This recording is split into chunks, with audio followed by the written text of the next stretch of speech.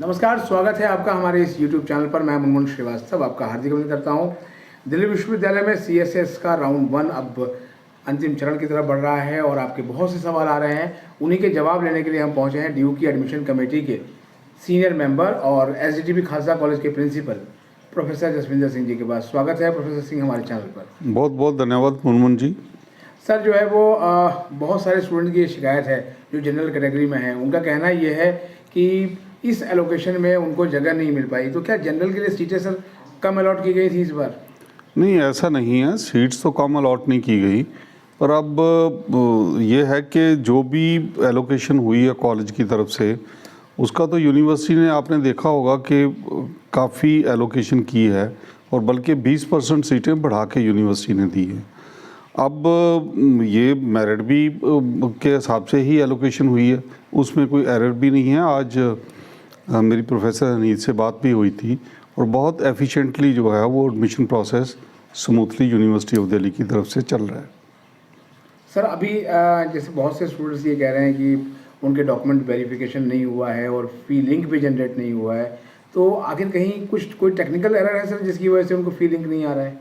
नहीं, ऐसा तो नहीं है। जैसे आप देखो, हमारे कॉलेज में हमने डॉक्यूमेंट्स वेरीफाई करके जो है वो जिन बच्चों ने ऑप्ट किया था, तकरीबन जो है वो 80% से ज़्यादा बच्चों ने जो है वो एक्सेप्ट किया था और हमने तकरीबन उनके जो डॉक्यूमेंट्स हैं और फाइनल जो जिन बच्चों ने अप्रूवल के बाद फ़ी भी जमा करवा दी, वो तकरीबन 413 के आसपास हैं जो प्रिंसिपल की अप्रूवल के हैं। तो बच्चों की अभी फ़ीस आएगी, वो आ रही है, मतलब ये नहीं है कि किसी ने फ़ीस नहीं जमा करवाई। तो प्रिंसिपल की अप्रूवल के बाद तो खाली जो है जब उनको मैसेज जाता है तो ये पूरा प्रोसेस बच्चे के ऊपर ही है कि वो कब फ़ीस देता है।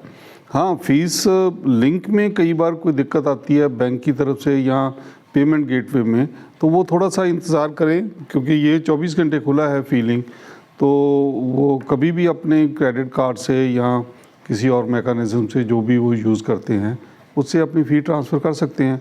और अब आज 5 बजे क्योंकि ये प्रोसेस एक्सेप्टेंस की ख़त्म हो जाएगी, तो उसके बाद कल तक जो है वो कॉलेजेस ने उस पूरी प्रोसेस को फाइनल करना है और संडे क्या जो है टाइम वो दिया हुआ है फ़ीस देने के लिए। सो इतनी मुझे नहीं लगता कि कुछ ज़्यादा हमें उत्तेजित होने की ज़रूरत है और इसमें जो है बच्चे अभी संडे तक जो है अपनी फ़ीस दे पाएंगे। बहुत सारे बच्चों को सर जो है वो कॉलेजेस की तरफ फ़ोन भी गए कि आपके इस डॉक्यूमेंट में दिक्कत है, आप ये डॉक्यूमेंट भेजिए। तो सर उनको कॉलेज डॉक्यूमेंट लेके आने की ज़रूरत तो नहीं है ना? बिल्कुल भी नहीं, वो हम ईमेल करते हैं या उनको व्हाट्सएप करते हैं और जिस भी मैकेनिज़्म से कॉलेज पूछ रहे हैं, कॉलेज को बच्चे की आने की ज़रूरत नहीं है। मैं अगर अपने कॉलेज की बात करूं तो जैसे ये सिख मिनोरिटी कॉलेज है, तो इसमें कुछ एक बच्चों के पास मिनोरिटी सर्टिफिकेट किसी दूसरी एजेंसी का है जो यूनिवर्सिटी ने परमिट किया है और उस सर्टिफिकेट के साथ हम खाली ये एक अंडरटेकिंग ले रहे हैं कि आप जो है वो जो सिख मर्यादा के हिसाब से आपको ये सर्टिफिकेट इशू हुआ है और यू विल कंटिन्यू जब तक आप कॉलेज में हो तो आप सिख बने रहोगे। वो सिख मिनोरिटी की क्योंकि उसमें रिजर्वेशन में उनको वो सीट मिली है, तो कोई इस किस्म के ऐसे SC/ST का कोई सर्टिफिकेट है किसी का क्लियर नहीं है या किसी एजेंसी से जहाँ से इशू हुआ वो वेरीफाई नहीं हो पा रहा, या कोई बच्चों के सब्जेक्ट मैपिंग का इशू है, वो एक ऐसे सब्जेक्ट को चूज़ कर लेते हैं जिसमें उन्होंने CUET का एग्ज़ाम दिया है मगर उन्होंने 12th में नहीं पढ़ा। तो ये कुछ इश्यूज़ हैं जिसकी वजह से टीचर्स जो हैं वो लगातार सभी कॉलेजेस में ये काम कर रहे हैं और कॉन्टिन्यूसली ये प्रोसेस चल रही है।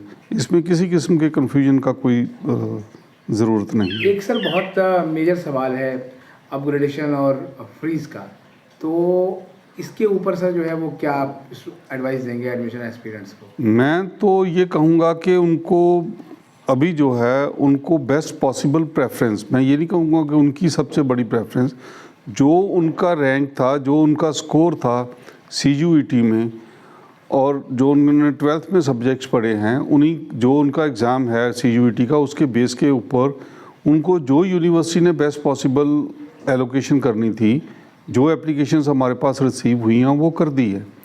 अब अगर उनको उनके मुताबिक कोर्स मिल चुका है तो मैं तो यही बच्चों को कहूँगा कि आप अगर अपना फ्रीज़ नहीं करते हो तो तब आपको कोई ऐसा कोर्स भी ऑफ़र किया जा सकता है जिसमें आपकी प्रेफरेंस तो हायर होगी, वो तो अपग्रेड होगी, मगर आपको हो सकता है वो कोर्स पसंद ना हो। कॉलेज जो है वो आपको वो पसंदीदा मिल भी जाता है तो कोर्स हो सकता है आपको ना मिले।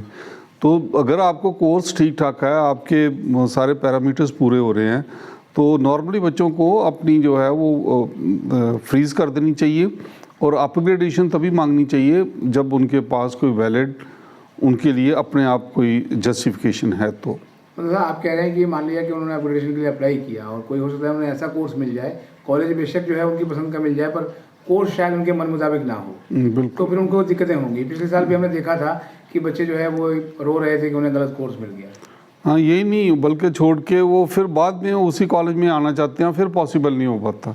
क्योंकि मान लो आपने पहले राउंड में जो आपको एडमिशन मिला, आप कॉलेज छोड़ देते हो, तो सेकेंड राउंड में हमें वो सीट वेकेंट मिलेगी, तो ऑब्वियसली यूनिवर्सिटी जो है वो हमें एडिशनल सीट्स एलोकेट करेगी। तो जब वो सीट फिल हो जाएगी तो फिर उनको ये भी चांस नहीं मिलता। तो प्रेफरेंस का तो ये एक रिस्क है बहुत बड़ा। और आप देखोगे कि काफ़ी सारे एडमिशन्स हो रहे हैं इस बार दिल्ली यूनिवर्सिटी में। बहुत एक मेटिकुलसली वेल डिज़ाइंड जो डेडिकेटेड टीम है प्रोफेसर हनीत वाइस चांसलर साहब की देख रेख में जो काम हो रहा है, अभी तक तो हमें कोई ऐसी कोई बड़ी ग्लिच नहीं आई। And I am sure all the colleges are doing their work efficiently. मतलब सर आप ये एक सलाह बच्चों को ये दे रहे हैं कि आप बहुत सोच समझ के अपग्रेडेशन के लिए जाएँ। एब्सोल्युटली, बिल्कुल ठीक है, क्योंकि हो सकता है कि आपकी पसंद का कॉलेज मिल जाए लेकिन कोर्स शायद ना मिले। बिल्कुल जी।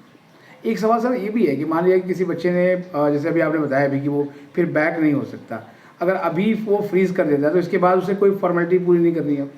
नहीं, बिल्कुल नहीं, उसकी फ़ीस आ गई है, उसकी सीट फ्रीज़ हो गई है, तो 16 तारीख को वो तशरीफ़ लेके जाए उस कॉलेज में और उसकी क्लासेस हम टाइम टेबल तैयार कर रहे हैं। तकरीबन बहुत सारे कॉलेजेस ने टाइम टेबल तैयार करके अपने टीचर्स को डिस्ट्रीब्यूट कर दिया है, तो उसके मुताबिक अपनी क्लास एंगेज करें जाके वो 16 तारीख को। और अभी सर जो है अभी और 16 तारीख के बीच में मान लीजिए उसका एडमिशन हो गया तो उसको फिजिकल वेरिफिकेशन तो नहीं आना? नहीं, अभी नहीं। जब फिज़िकल वेरिफिकेशन तो जब वो कॉलेज आके ज्वाइन कर लेता है तब हम सर्टिफिकेट्स देखते हैं। उनको 10 दिन की एक विंडो दी जाती है और एक जो है शेड्यूल लगाई जाती है कॉलेज के नोटिस बोर्ड के ऊपर कि इस क्लास के बच्चे उनका ये शेड्यूल है और दूसरी क्लास के जो बच्चे हैं उनकी दूसरी शेड्यूल है। उनको अलहदा टाइम दिया जाता है, अलहदा डे दिया जाता है ताकि एक ही जगह भीड़ इकट्ठी ना हो। और दूसरा ये है कि बच्चों की कन्वीनियंस के मुताबिक कि उनकी क्लासेस का लॉस ना हो, हर कॉलेज इस तरीके से अपना एक टाइम बच्चों को वेरिफिकेशन के लिए देता है।